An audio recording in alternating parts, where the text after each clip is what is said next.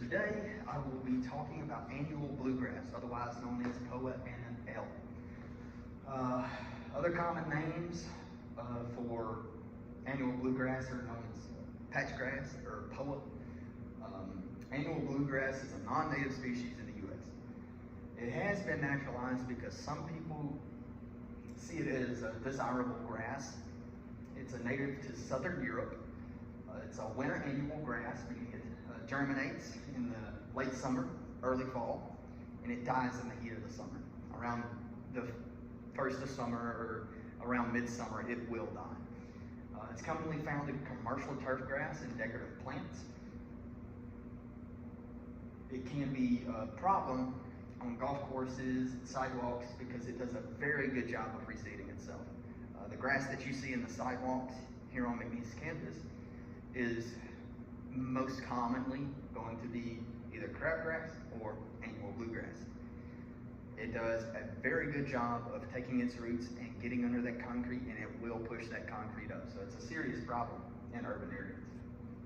Annual bluegrass is a hybrid of POA sukna and POA infirma, and they began hybridizing naturally during an ice age. I believe it was the last ice age. Since its conception in southern Europe, it has been introduced to over 80 countries, including Antarctica, Australia, Northern Africa, Northern Asia, as well as North and South America.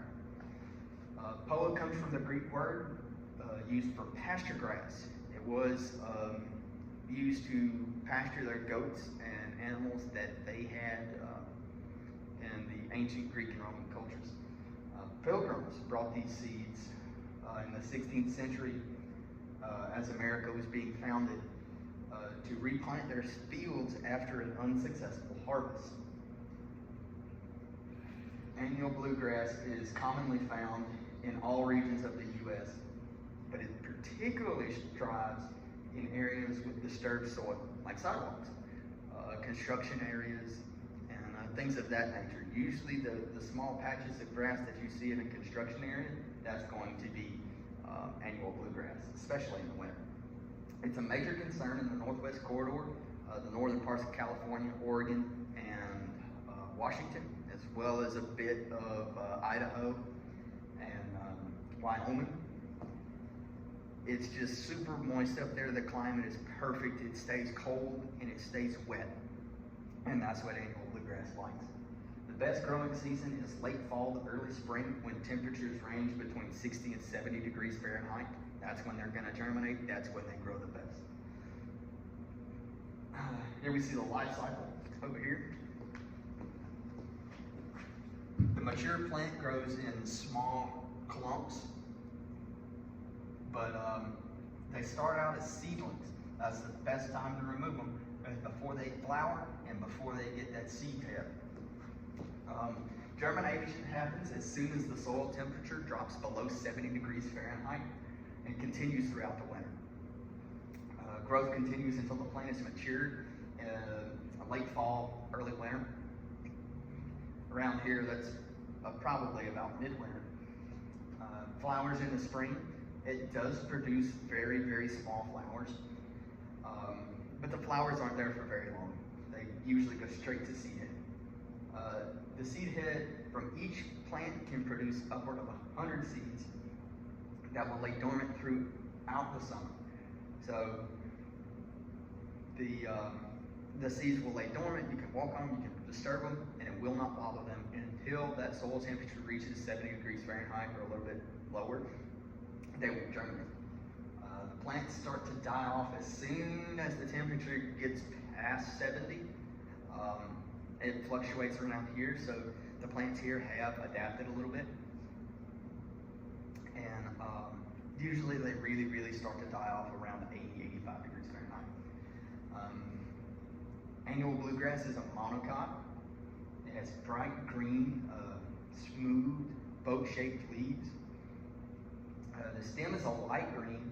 It's a little bit lighter than a leaf, but not by much. It's flat. It looks kind of like a straw that you squeeze.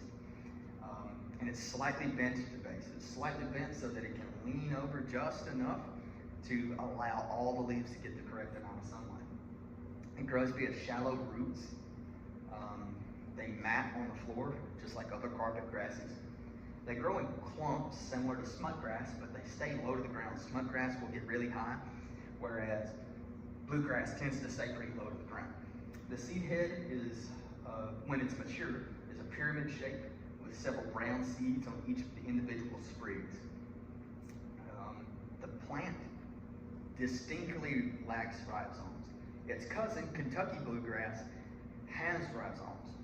So that's one of the major identifying characteristics of this plant.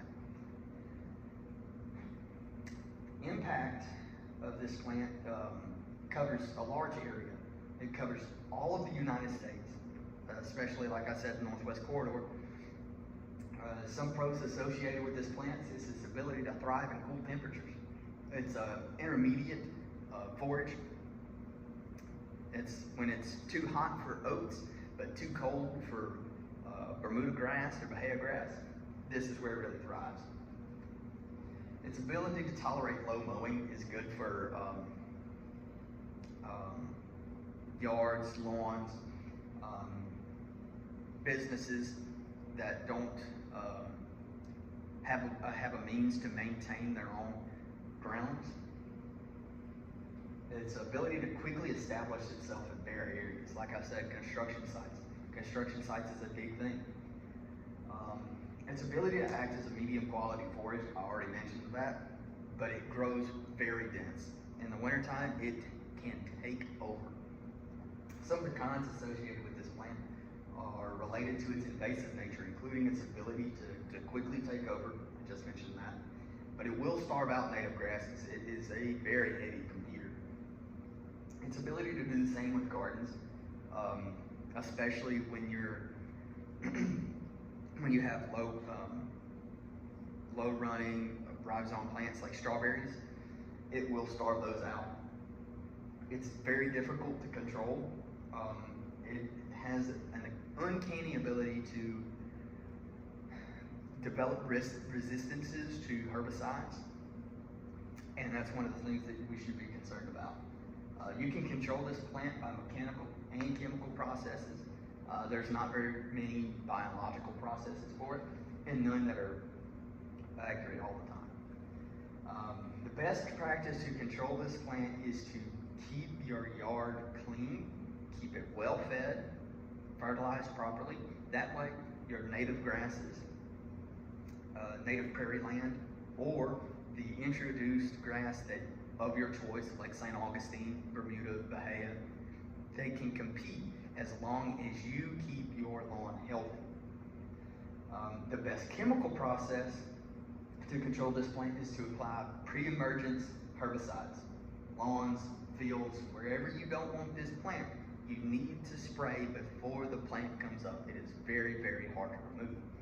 If you don't get it all, the best mechanical process to control this plant is removing the young plants before they reach maturity, before they put that seed head out. That's when you need to get them.